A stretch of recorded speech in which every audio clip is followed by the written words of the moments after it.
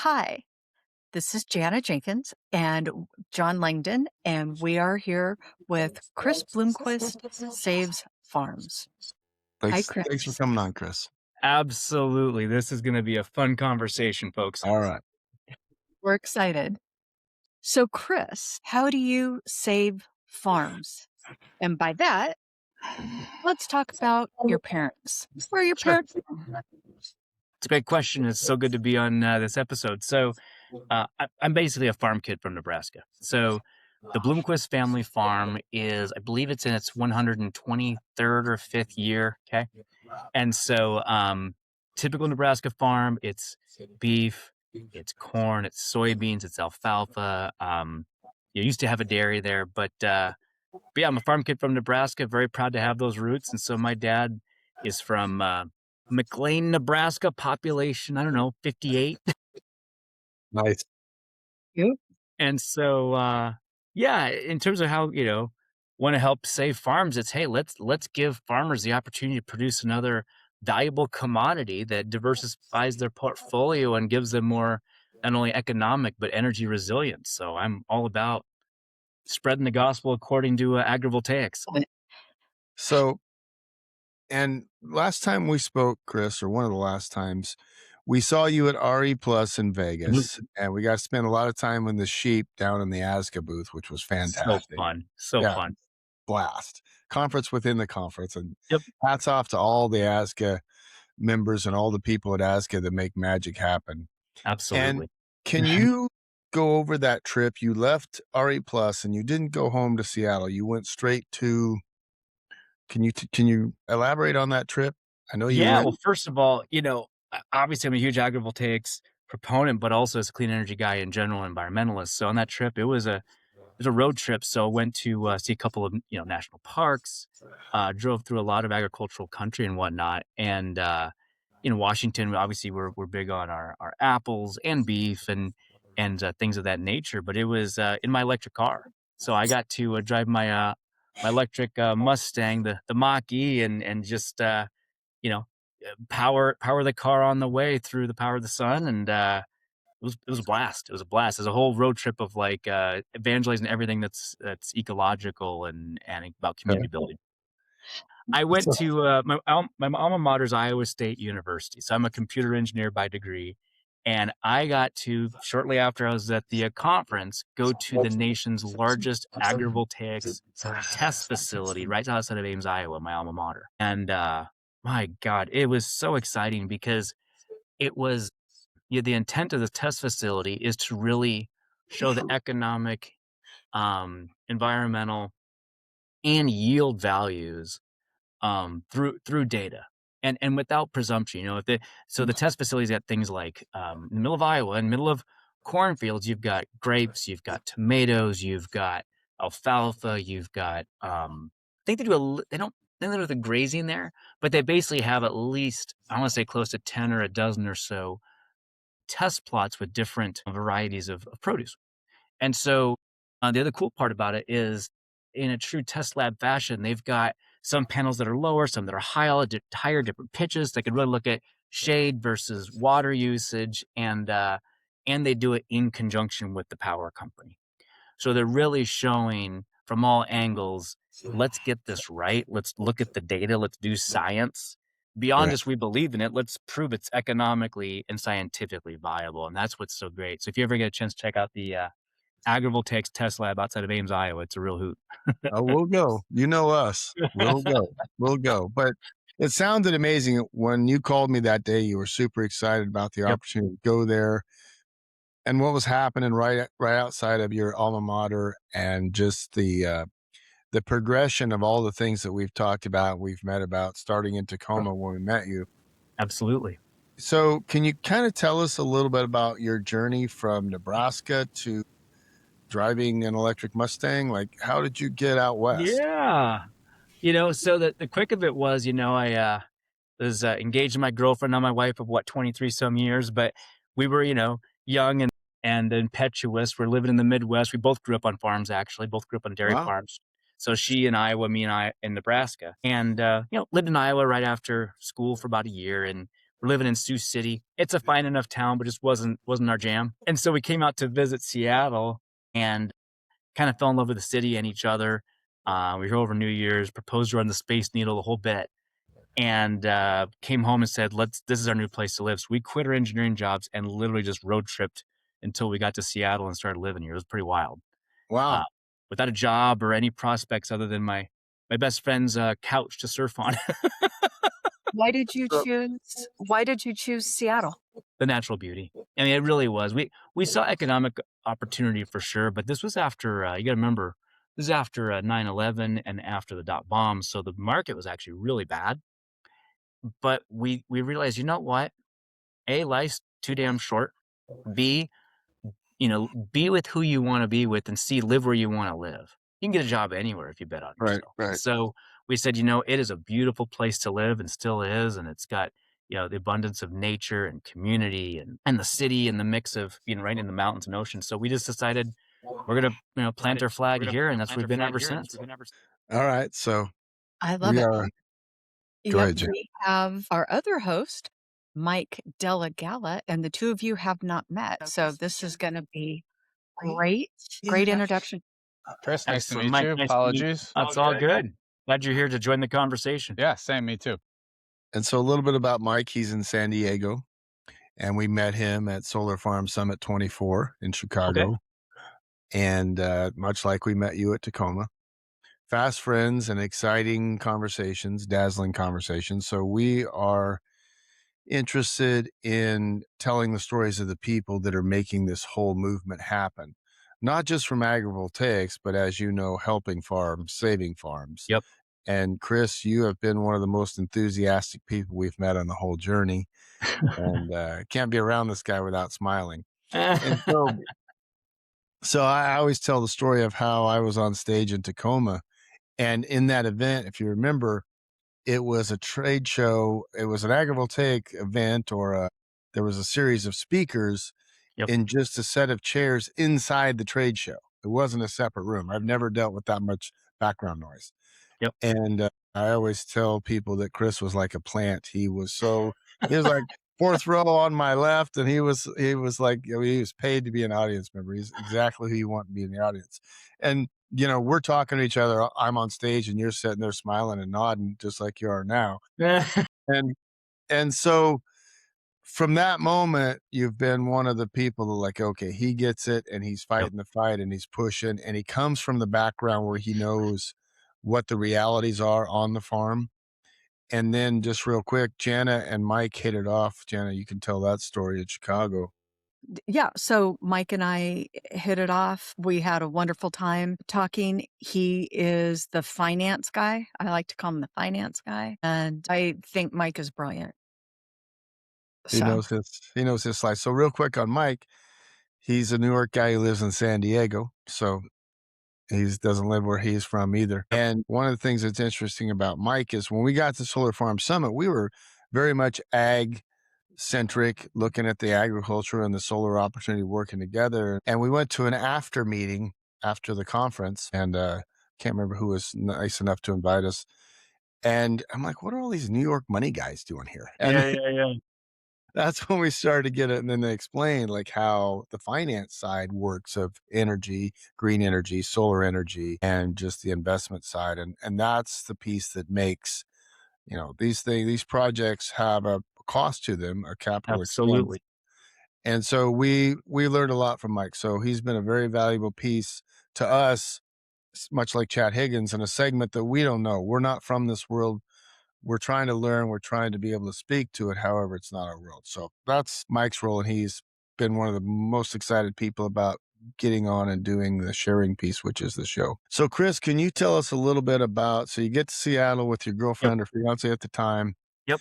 Set up shop, and then you're on a buddy's couch, and then pretty soon, can you give us a little bit about fill in the blanks. We'll say, because I want to get to the point of environmentalism, right? Because I think this is probably the most relevant part. So being a farm kid, I will be that until the day I die, whenever that is, right? Like you can't take you can take the farmer away from the farm, but not the way around, or however that goes, right? Like, it's always part of my soul, right? And so it would break my heart, even though I haven't officially farmed in 30 some years, to see the Bloomquist family farm die at some point. And the reality is, and I'll fill in the gap, but the reality is farmers across the country are really struggling. They're in multiple crises right now, and so people don't realize that they'll come from farm communities, especially if it's, like in the Midwest in particular, where I know corn, soybeans, alfalfa, beef. I know those markets the best. Well, all of these tariffs really hurt the family farm. And, they're losing markets. They're losing markets to China and to Venezuela and all these things. And so, the thinking behind my journey. So first of all, my journey to get to this point is, the longer I've lived in Seattle, the more I've become an environmentalist. And so I've been intentional about going to clean energy conferences like RE Plus and being a part of PNW Climate Week and all these things. So I just see the crises. But what I'll say to bring this all home is, I remember who coined the phrase, but never waste a crisis. So wherever there's crisis, you look at historical times like World War II and the Civil Rights Movement, and now we talk about economic crises. It's also when humanity has its biggest steps forward in innovation. Why? Because we have to adapt, and we are adaptive. And so I think about my own journey of going from, I'll say, on the sidelines. I had a 20-year career between recruitment and engineering, to answer your question, right? Where I was, figuring out my own way, and we're both young and in love and married and all this and finding our careers. But the older I get, the more I see the challenges of our world. And, when it comes to environmentalism, clean energy, it's like, well, the hopeful thing is we have the tools right now to help ourselves. But to get there, there is a century of known practices, of known values, of, I'll say, the mindset of like, well, we've always done it that way, that we really got to break to innovate, right? And so, is it a comfortable conversation to go to a bean farmer, soybean farmer in Western Nebraska and say, hey, the way that your grandpa and your dad and you have been farming now has to change? It's a tough conversation. There's a lot of pride in this work. And it's not even, I don't want to say stubbornness, but it's more like, there's safety in what we've always done because it's worked, but it's not working anymore. And so going back to that whole idea of never waste a crisis, well, when people start being forced to start innovating and thinking, that's where goodness can actually come out of it. And I think we have to do this, to make this movement actually work. It's got to come from farmers like you, John, that have taken the risk, right? That to say, hey, I've tried this and it's working. So it's got to come from the community, not from outside.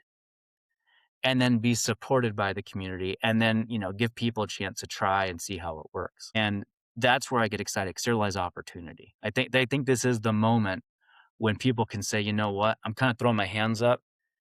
Either I do something different or I fold. And farmers don't want to fold. This is a lifestyle. It's beyond, a paycheck. This is a way of life. And we want to, as an organization, as a community, protect that way of life. Beautiful. Awesome. Yeah.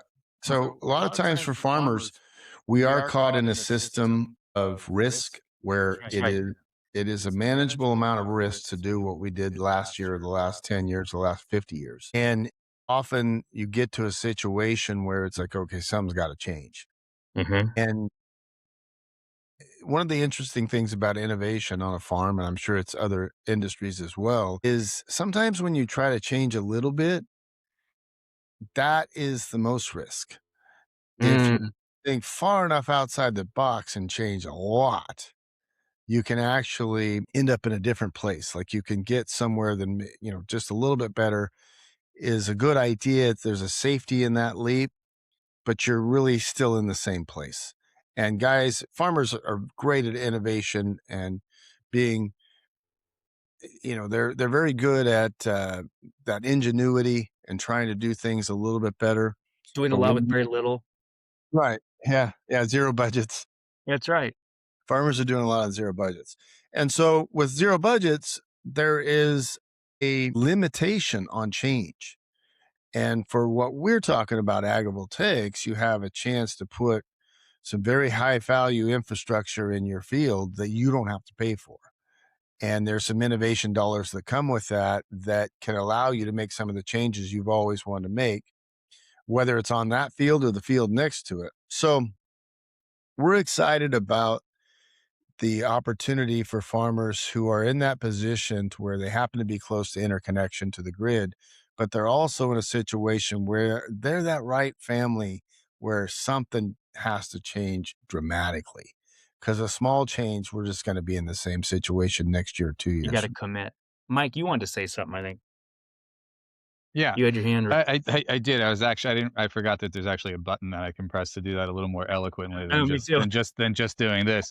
So you mentioned a couple things in your background check, and I picked up on, like, so this, I don't want to say the stubbornness of farmers because that's not right, but the commitment to tradition, I'll say, right? That's a perfect way to say it. So There is to be steeped in tradition. yeah, which Absolutely. I get, right? And you also touched Great. on no farmer wants to be the last farmer, right? Like, you can't fail on your watch, right? John always says that. 4 generations of Bloomquist have been here. I can't let her You can't, die, yeah, right? that's right. Yeah. I think in the kind of like, so the conversation between innovation, right? It's got to come from ag. Totally agree. Talking about risk profile, the John Langdonism of time money equals cool stuff algorithm. And then, like, so innovation coming from ag, but then that's kind of counter to, breaking tradition, right? But is there I would have to imagine, as obviously a non-farmer, I don't know if you could tell, has more changed away from farming, like the way, like, 2 generations ago versus today, right? Especially in your neck of the woods, right? I'm sure you weren't selling corn for ethanol. You didn't have to jam every single piece of, like, the way you changed farming. I'm sure the way your parents farmed is actually a little bit different, if not a lot different, from your great great grandfather, right? So ,1000%. is there like a connection to go from innovation back to, yes, this is the way you've done it the last 2 generations, but 3 generations or 4 generations ago, that's what you're trying to get back to. So it's not, maybe it's like a mentality change of not breaking tradition. You're breaking recent tradition, not holistic, like, historical tradition. I love where you're going with this. Think, because farmers deeply want this, and they're forced out of this paradigm, which is of being stewards of the land and restorative. I mean, so when I was farming in the '80s, and I don't think this happens often, so I don't want to overstate this part, but I do remember on purpose we would let the land go furlough, right? And the federal government wisely supported this. And the general populace would say, "Oh, it's farmers getting all this bailout and all this stuff." Well, give the little man a break, for God's sakes. Like, everyone needs help, and more importantly, give the land a break. The land itself, soil, people forget, soil's a living thing, right? It's got microbes and it's got worms, it's got all sorts of organisms to keep it alive. And it's all connected. The plant dies, before we were busting sod way back, 150 years ago, and you had the Dust Bowl event. That was all man-made ecological disaster based on breaking millennia of tradition with the land itself. The land was, you had bison, grazing on the land, and I've seen a lot of photos of this where they'll show like wild grass versus natural, like man-made grass or plants. The roots on like corn are maybe about that deep for like a 10-foot stalk, and those stalks used to be 8 foot, now they're 12 foot, now they're 14 feet because we're putting all this extra fertilizer and stuff in it. But naturally, prairie grass might show, this much above, 2 or 3 foot above the soil, but have 10-foot roots. Why? Because it's been there for eons and it's nourished through the cycle of, the seasons and animals grazing, all these things. So it's a long-winded way of saying the land works when nature takes its course. And agrivoltaics, from everything I see, can be that stopgap to being more restorative, where it's like, look, let's give the land some rest. How can we give the land rest? Because we're making money off of the sun, powering the grid so we don't have to over farm it, so that I have another economic stream to pay for my land, right? And everyone wins. That's what gets me excited, is that if we can sell that story in a way that says, hey, you get to be a land steward again. You get to do things in a way that lets the land rest, lets you rest, lets you have an income stream, gives you stability, and de-risk your whole operation. Because beyond the power part and have another income stream, now you're paying less fertilizer. You're not worried about the price of corn every second, right? You can take a year off from that and sell your corn and now just get. So it gives the farmer more ways to earn an income and give everyone. Well said. Dang. Nice job, Chris. I think I'm right. I think No, I you're think right. about I mean, the biggest buzzword in agriculture right now, nationally and probably internationally, is regenerative.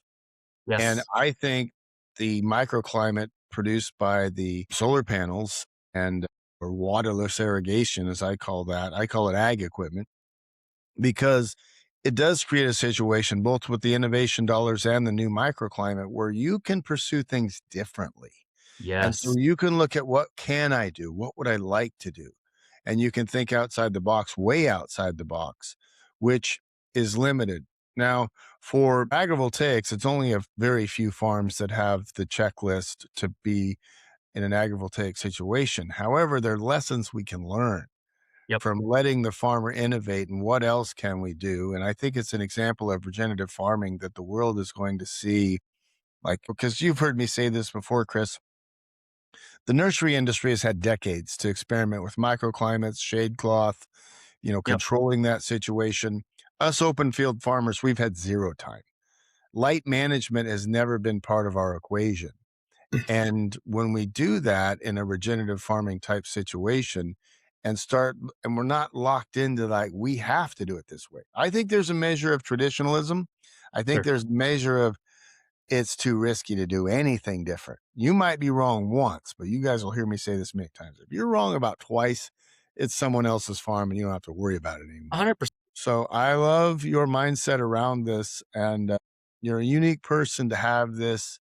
Can you go on and continue to tell us some of the things you're doing now? And it's nice to have, it's a real treat to have your broad view of so many things relating to agricultural farm, your background, and your enthusiasm for a brighter future. Absolutely. Well, I guess I'll thank my mom for a moment. She's this 4'11" Chilean woman and she survived Pinochet's tyranny in the 70s. She survived, I told very few people this, but she survived her her mother being murdered politically, okay?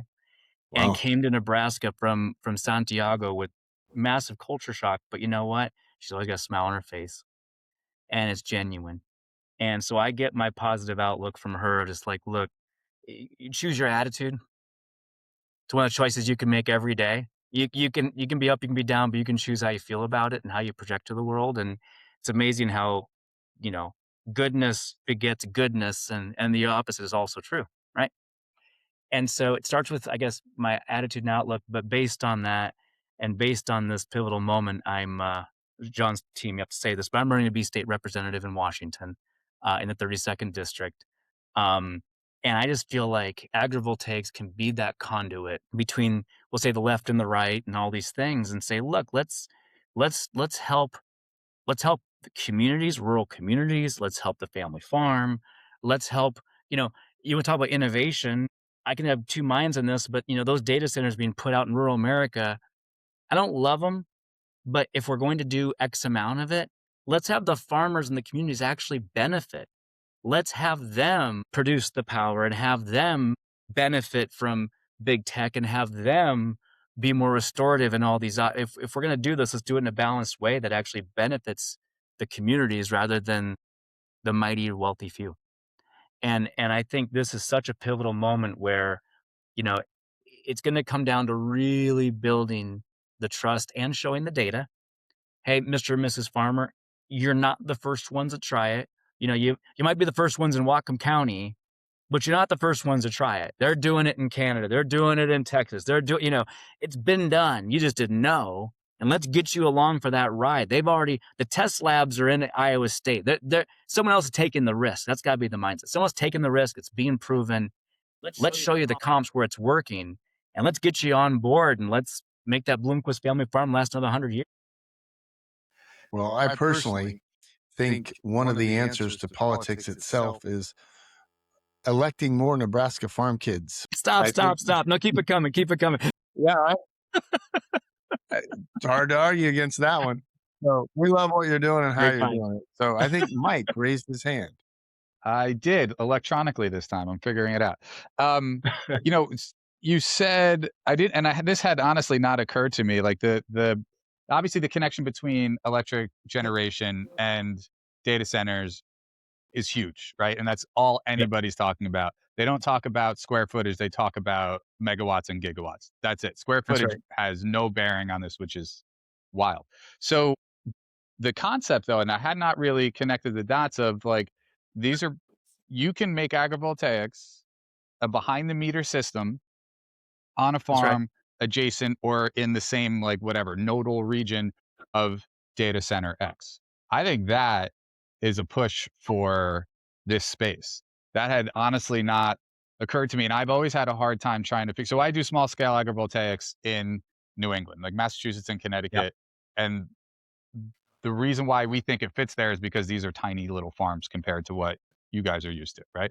Like, Tens of thousands of acres, all that stuff. That's right. yeah, like the average farm size in Massachusetts is 70 acres, right?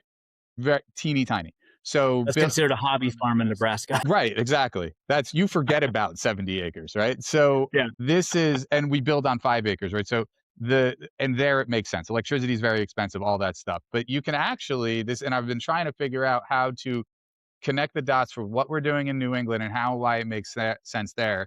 And then to do that in the Midwest, I couldn't really figure out how to make sense until you said the data center thing, which obviously I connected the dots between energy and data center, but I did not connect the dots to like behind the meter feeding directly to the data center as a means of electricity for them. And then all the stuff that we talk about with agrivoltaics, the benefit to the farmer, the microclimates, all these things. Like there's a built-in load profile, built-in consumption profile that's being plopped right into the middle of the Midwest and a lot of other places that are probably taking up farmland, right?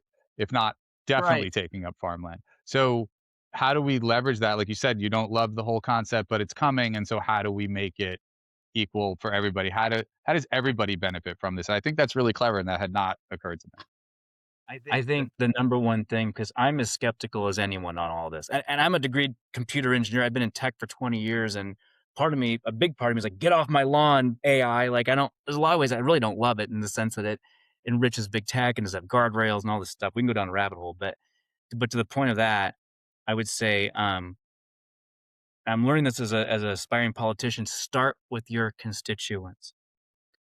Ask the questions from the farmers first, from the rural communities first. Don't be presumptive and arrogant, coming guns ablaze, and then, oh yeah, we're gonna promise you all this, and then that script's been done before, and behind the scenes, you're screwing them. Can't do that. The legislation, the consent, the ideas, and the amount of which we do these things has to come from these communities, from rural communities, from farmers, and policy driven from them and by them. I'll give another quick example. It's a little off topic, but it's very relevant to the times. I testified, this will be a little fiery take, but I testified last week in Olympia about demasking ice agents. And I'm not going to go into, who's right and who's wrong, other than the legislation itself. What I think was really smart. What did Senator Valdez do? He talked to police first, right? He didn't make any assumptions. He saw that, hey, there's something that I don't think is quite right here. But let me start with my constituents, the local police force, and make legislation that listens to them first. This is how we got to approach agrivoltaics and data centers and all these things. When you have the arrogance to say, I know something, you think you know something, go know you know something. Talk to the people it affects, right? Talk to people it affects and ask them what they think, because they're probably a lot smarter than you about their situation, right? Don't be arrogant. And if you want to really do something right, start from the ground up and show real benefit backed by data. And then you got to commit. Trust is built one deposit, one good act at a time. And you got to do that with agrivoltaics. So can New Yorkers from San Diego or New Yorkers living in San Diego, can they vote in the 32nd district? Or Now they could donate to the campaign. Got to have fun with this, right? It's very kind. But no, it comes down to listen, learn, then legislate. And so I see agrivoltaics as such an opportunity to build bridges amongst people that I think normally would be at fighting ends of the table. We can break bread in the middle. We can find it. Hey, you have something that we need, and let's have you pay and invest in it. Let's have partnership, Right. right? Let's have investment long term. And for every megawatt we pull, we're going to restore this much degraded farmland, or we're going to plant this many trees, or what, and it's not just some, oh, we'll do it. It's contractually written and then followed through with, and then followed up with auditing and science 5 years later is what we're doing working.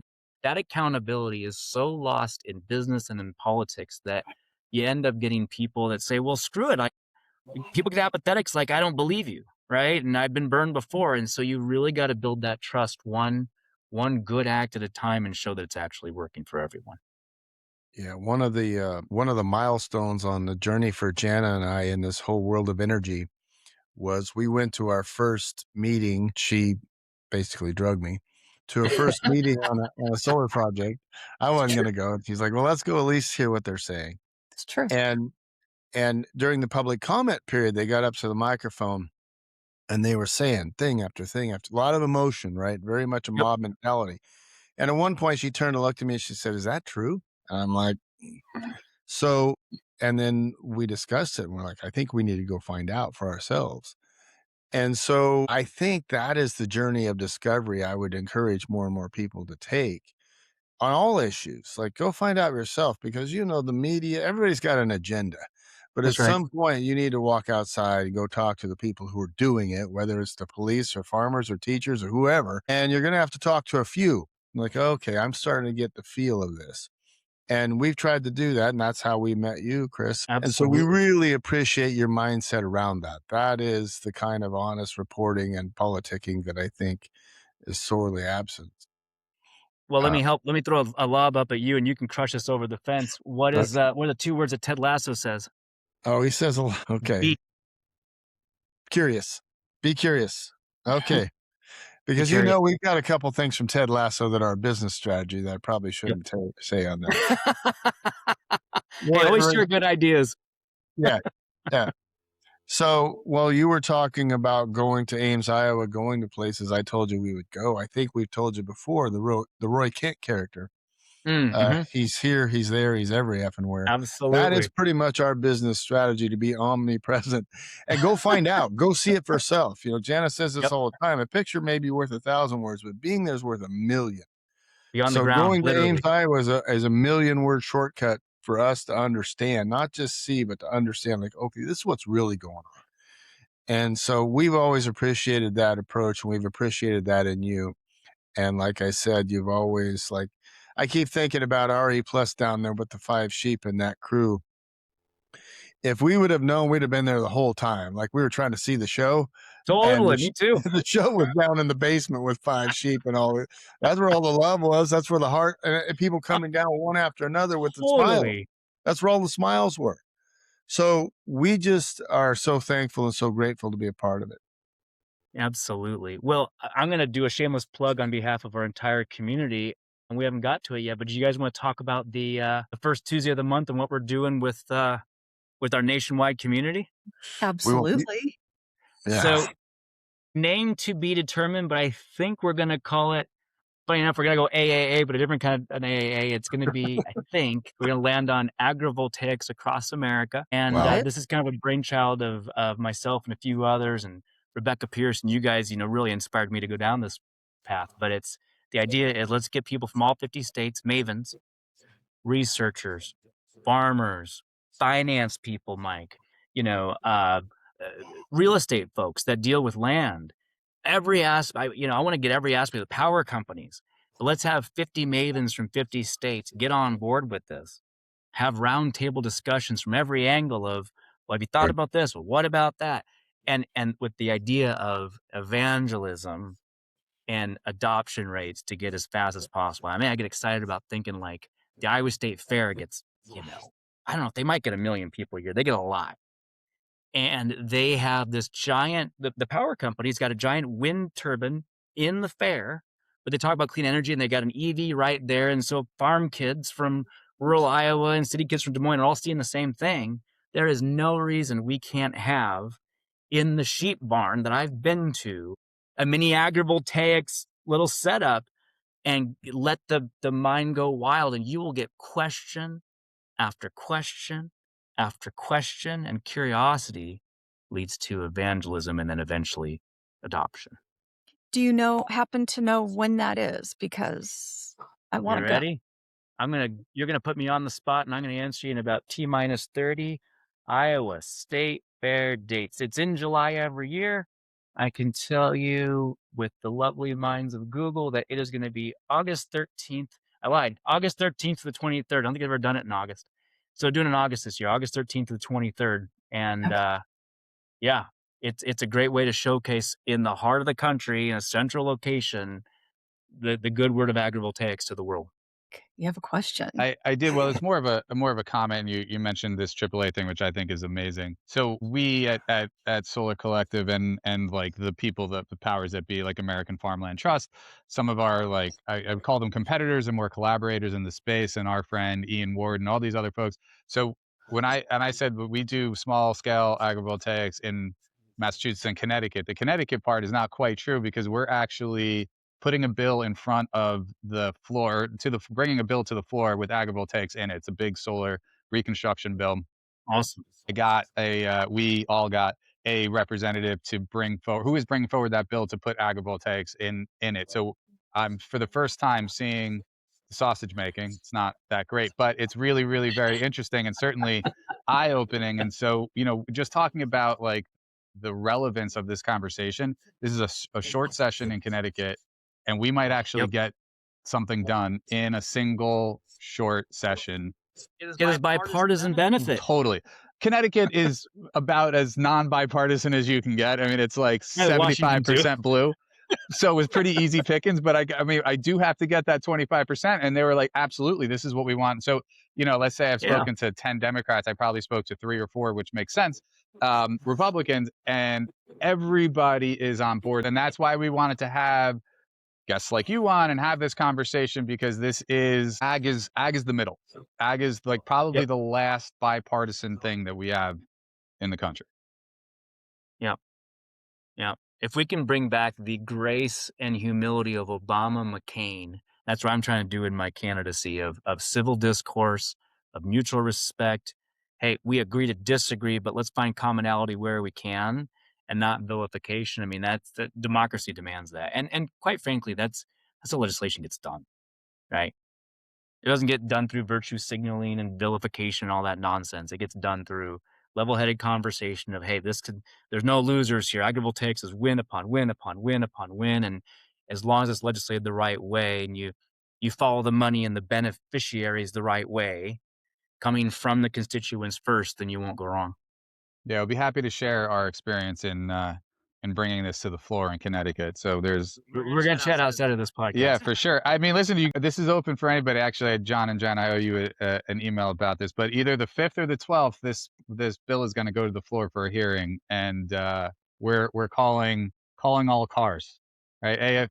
AFT's on call, and a couple of other folks are on call. Massachusetts Farmland Bureau is on call, so we're trying to get as many folks as we can there to testify.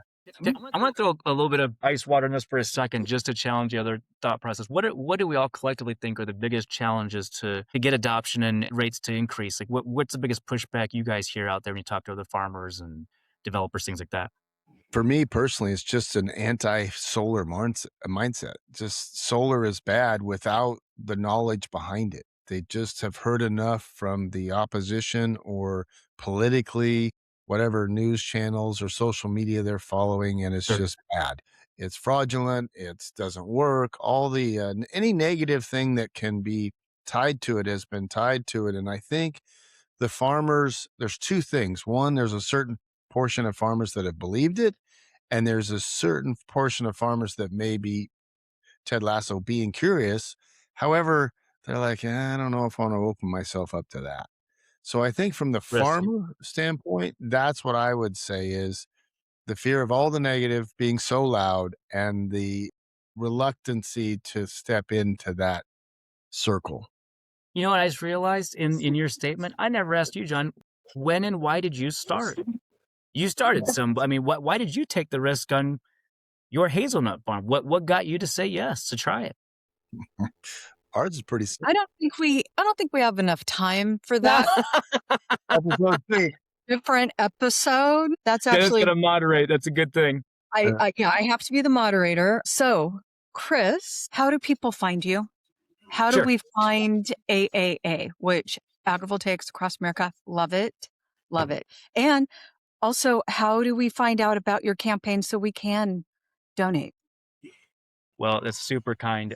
So I'll start with the most important part, which is finding, agrivoltaics across America. So we don't have a URL yet, but we do have a community. Simply drop me an email directly to chris@thetalentmine.jobs. So it's .jobs. I have a green energy recruitment firm. I'm all about all this stuff. So send me an email. I'll get you on the list. We meet every first Tuesday of the month at noon Pacific. My campaign is buildwithbloomquist.com. It's very kind of you to ask, and so you can see, who I am, my values, and what I'm going for in Washington. But then I'll put you guys on the spot a little bit. I think, you guys are willing participants that really our agrivoltaics community could and possibly should be evangelized through solarsavesfarms.info. I mean, seems like a natural place for it to live. We're a community. We're growing. No one's trying to monetize this. We're just trying to evangelize good ideas. And yeah, maybe we figure that out. But Absolutely. We agree. yeah, it all marries into each other. Well, we're open to anything that helps farms and farmers and moves 100%. all this positivity forward. Solarsavesfarms.info has been left a little bit. It's very gentle, and there isn't Yep. a lot there, but we're in conversations every week with our IT people on how much or how do we structure, because there's a world that needs to be under that. And there's Yep. so many brilliant people, incredible people that have done such great work. We want to feature as many of them as we can. And your friend Rebecca Pierce, we can't wait to have her on the show. We've been talking about her for a long time on Amazing. the show. So anyway, Gosh, credit. thank you. That's probably Thank you. enough from John. Thank you It's so been an much. absolute delight, guys. It's been a fun conversation. Look forward to more. Absolutely. And we'll see you on the next Agrivoltaics across America. Indeed.